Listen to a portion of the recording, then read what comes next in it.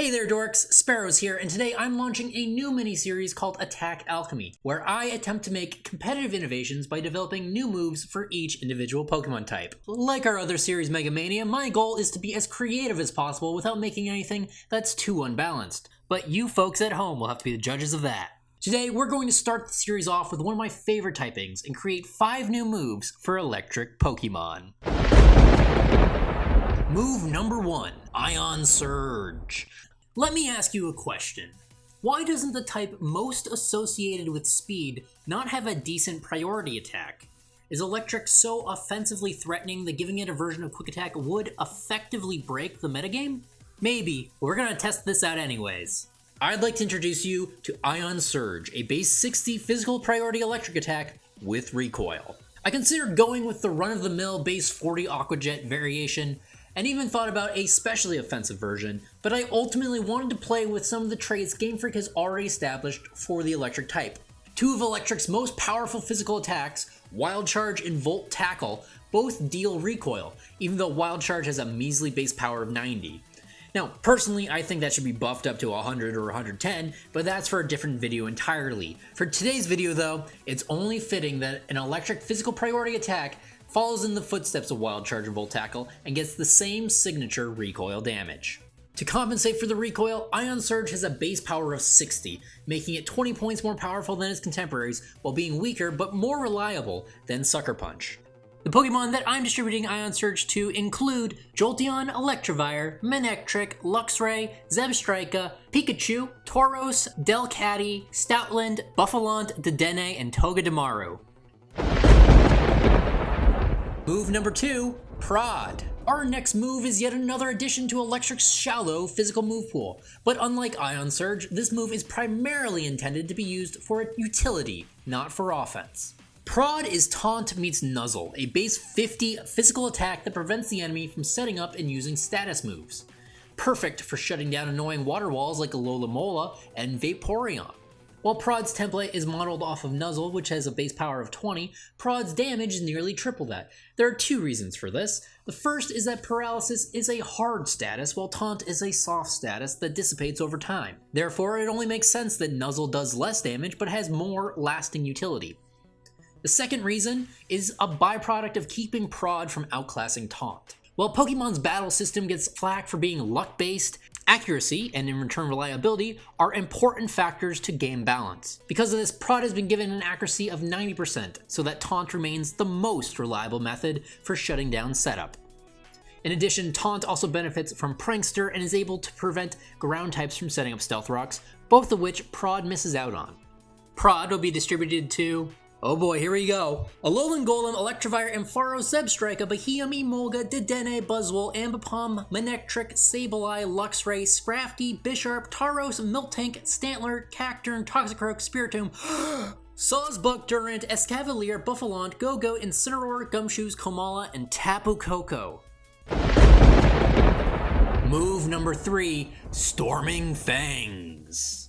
Okay, I might be playing favoritism with this move, but my all-time favorite Pokemon Luxray desperately needs a powerful stab attack outside of the atrocious and aforementioned Wild Charge. Storming Fangs is that move. Storming Fangs is essentially a souped-up Thunderfang, similar to how Crunch is a better version of Bite. Keep in mind though that Thunderfang is mostly used as a coverage move, so Storming Fangs will be reserved for only a select few Pokemon as to not overshadow Thunderfang's role in the metagame. Storming Fangs is a physical attack with a base power of 80 and a 10% chance to charge the field with electric terrain. Yeah, that's right, Luxray is going to have so much power pouring out of its maw that even the field will get that tingly static feeling shooting up its metaphorical spine. Storming Fangs will be distributed to the few, the proud, Luxray, Manectric, Raikou, Electros, and the wildcard, Silvally. Alright, that's enough physical attacks. It's time we finish this list with 1 status move and 1 special attack. But before we do me a favor and hit those like and subscribe buttons, as every little bit of support helps me bring more content to this channel. Now, on to move number 4. Overcharge. Overcharge is a setup move that is essentially Calm Mind on steroids. The catch being that it is also a riff on the move Burn Up. By charging more electricity than it can handle, a Pokemon raises its special attack and special defense by 2 stages, at the cost of it losing its electric typing. Like Burn Up, Overcharge turns monotype electrics into typeless Pokemon after use, and it can only be used when a Pokemon has the electric type. Swapping out does return electric typing, so it can be used multiple times in a battle, but only once per switch in. When used as a Z move, Overcharge also increases a Pokemon's accuracy by 1 stage. I'll admit, Overcharge is a bit of a complex move to master, but it has applications for both walls and sweepers. For bulkier electric types, Overcharge lets a Pokemon drop their weakness to ground types while getting a sizable special defense boost.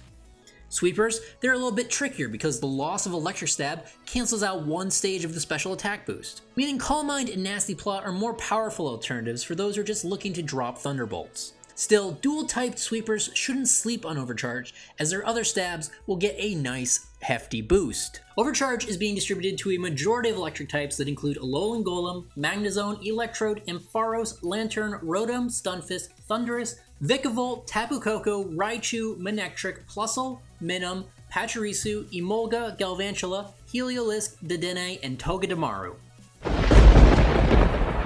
Move number 5. Fault. I just want to preface the introduction of this last move with the acknowledgement that I am not an electrical engineer, and that I'm probably butchering this concept here. But, to my understanding, certain real-life circumstances can, against all Pokemon logic, electrify the ground. Usually this happens when a power line goes down and directly energizes the soil, which is why if you see a down power line, you shouldn't walk near it because the ground can literally electrocute you to death. Wikipedia leads me to believe that this is called stray voltage, or more specifically, contact voltage. Our last move is based off of this contact voltage, but contact voltage is a really bad name for an attack, so we're dubbing the move Fault. Fault in electricity terms essentially means an abnormal electrical current, and in Pokemon, this move is very much abnormal. A Pokemon that uses the move Fault plants itself into the ground to unleash a shockwave of abnormal electricity that damages all other grounded Pokemon, including ground types. Fault is an offensive version of Roost mixed with a variation of Freeze Dry. The base 75 special attack has 90% accuracy and hits ground types for super effective damage. Flying types and Pokemon not touching the ground are unaffected by Fault. In addition, Fault also removes flying typing and negates the benefits of Levitate for the remainder of the turn, something that Roost doesn't actually do, which surprised me. Fault is intended to be an alternative to Thunderbolt that inverts Electric's offensive relationship with flying and ground types, but at the cost of opening the user up to a ground attack. The Pokemon that gain access to Fault are Electivire, Electros, Pidgeot, Zapdos, Rotom, Emolga, Noivern, and Vikavolt. So those are my top 5 electric moves that I think Game Freak should add to Pokemon. I want to know in the comments what sets you'd run based off of these new moves. There's some cool little gems like a Baton Pass Overcharge Emolga or a Technician Prod Ambipom. Also, tell me what typings you want me to feature on Attack Alchemy in the future. I'm planning on covering all 18 types, but I'd love to know which ones you want to see ASAP. And lastly, don't forget to subscribe, because next time on Attack Alchemy, we're crafting up 5 new poison type moves. It's gonna be sick! Until then, my name is Sparrows. Take care.